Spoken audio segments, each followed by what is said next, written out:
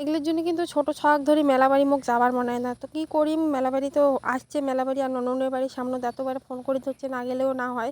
তো সকালে উঠিয়ে দেখো বৃষ্টি পড়ে ধরছে, কী আর করার, এদিক ঘরত কিন্তু বেটার সাথে খেলে ধরছে, হয়তো বাইরাবেরি চাপা ধরছে। এই বৃষ্টির দিনত কিন্তু ছাওয়া ঘরত আটকে রাখা খুব মুশকিল হয়ে যায়, আর মুই তো একলাই সামলালো আরও বেশি মানে কষ্টকর হয়ে যায়। তো এদিকে রেডি হয়ে গেলাম মেলাবাড়ি যাওয়ার জন্য, বাড়ির টোটো নিয়ে যাবে তো ওই জন্য ভয়টা খুব কম। বৃষ্টিটা কিন্তু থামিয়েও গেছে বিকালের অবধি।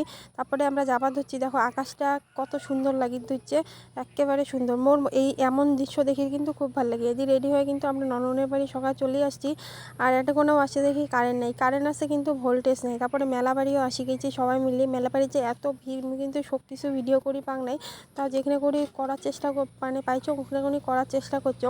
তারপরে কিন্তু এদিকে খাবার বসে গেছি, মোর বেটা খাইছে চাউমিন, মুই খাইছো এগ রোল। তারপরে খেলার জিনিস, হায় রে, মোর বেটা যেইটাই দেখে ওইটাই লাগে, মানে পাইলে পুরো দোকানটা করে কিনে ধরে চলে আসবে। তো করার কি আছে, অল্প খেলার জিনিস কিনে